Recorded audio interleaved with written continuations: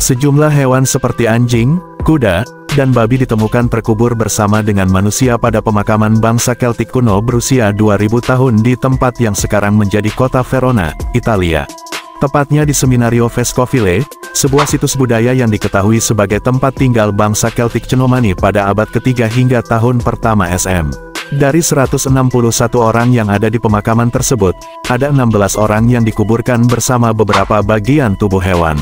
Penelitian akhirnya digelar untuk mengidentifikasi DNA manusia purba yang hasilnya dipublikasikan melalui jurnal PLOS ONE. Ilmuwan melakukan uji DNA yang dikumpulkan dari bubuk tulang masing-masing 16 individu tersebut. Hasilnya, tidak ada satupun dari mereka yang ternyata berkerabat dekat. Temuan ini menunjukkan bahwa proses penguburan dengan hewan sebenarnya bukan praktik yang dilakukan oleh satu keluarga tertentu.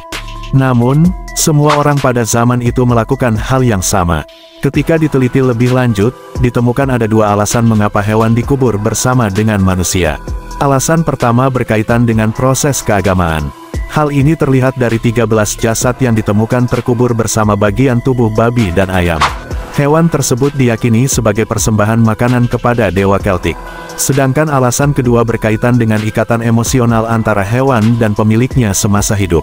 Bukti ini terlihat pada 4 jasad lainnya yang merupakan bayi hingga pria wanita parubaya. Mereka terkubur dengan sisa-sisa tulang anjing dan kuda yang hampir utuh.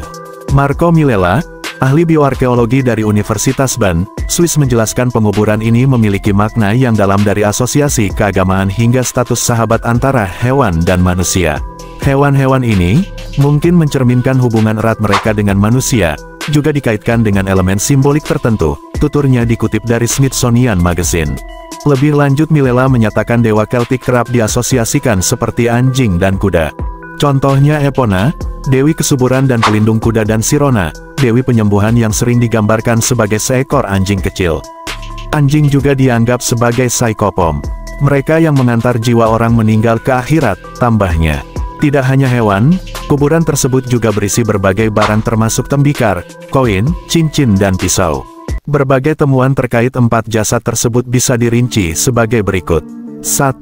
Anak laki-laki berusia 10-18 tahun, dikubur bersama tulang-tulang kuda tetapi tidak utuh. Penulis mengatakan sisa kerangka mungkin sesuai dengan nilai simbolik pars pro toto, di mana bagian hewan mewakili seluruhnya. 2. Pria parubaya, dikubur dengan seekor anjing kecil, cincin dan pisau. 3. Bayi berusia 38 minggu, dikubur bersama seekor anjing.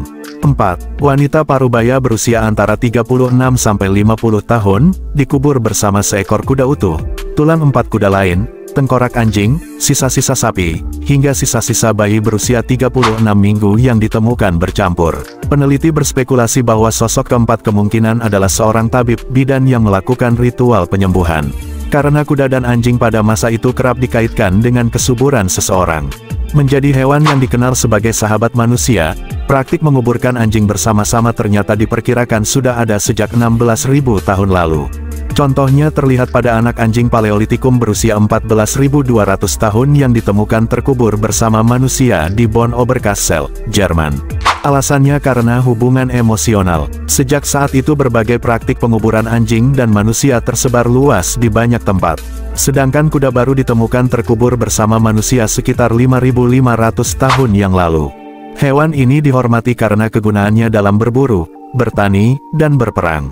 Salah satu contoh kuda yang dihormati adalah kuda Tombos. Ia dimakamkan dengan kain kafan antara tahun 1050 dan 728 SM di sebuah tempat yang kita kenal kini sebagai Sudan. Kini menjadi situs budaya. Penduduk di Seminario Vescovile memang memiliki budaya Keltik. Namun, bila ditanya siapa yang dimakamkan di wilayah tersebut tidak bisa dijawab secara sederhana. Alasannya karena penduduk setempat melakukan pernikahan dengan pendatang dari berbagai bangsa seperti Italia, Romawi, Latene atau bangsa lainnya. Namun satu hal yang harus digarisbawahi adalah mereka memiliki cara sendiri untuk merayakan hubungan mereka dengan hewan baik di kehidupan ataupun alam kubur. Demikian yang bisa saya informasikan. Jangan lupa like, comment, share, dan subscribe. Terima kasih.